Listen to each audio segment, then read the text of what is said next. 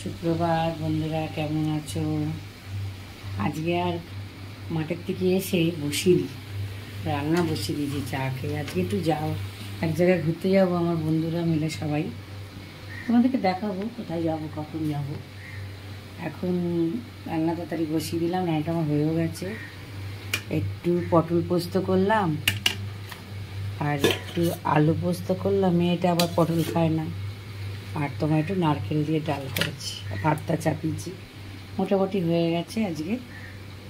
আর কিছু করবো না, আজকে একটু যাবো, ওই জন্য তাড়াতাড়ি করছি। ঠাকুর পাকুর দেওয়া আছে, আর মেয়েটা তো ঘুমোচ্ছে। আর মায়ের কাছে এসেছে বলেই ঘুমোচ্ছে, ওখানে তো একা একা রান্না করে খায়।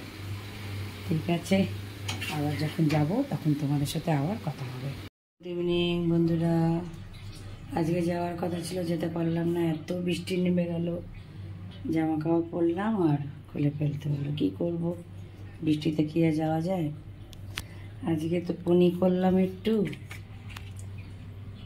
পনির করলাম আর তোমার একটু ছাতুর পরোটা করছি। মেয়েটা খেতে খুব ভালোবাসে, বলছে মা একটু ছাতুর পরোটা করো। আর একটু রুটি, তোমার দাদা তো খায় না, এই জন্য একটু রুটি করলাম। এত মনটা খারাপ হলো, যেতে পারলাম না। সবাই রেডি হলাম, এমন জোরে বৃষ্টি নামলো আর যেতে পারলাম না। ঠিক আছে, অন্য একদিন কোনদিন যেতে পারা হবে, কারণ এখন তো যখন তখন বৃষ্টি নামছে। ঠিক আছে বন্ধুরা, তাহলে করে নিই। পনিরটা হয়ে গেছে, পরোটা করলেই হয়ে যাবে।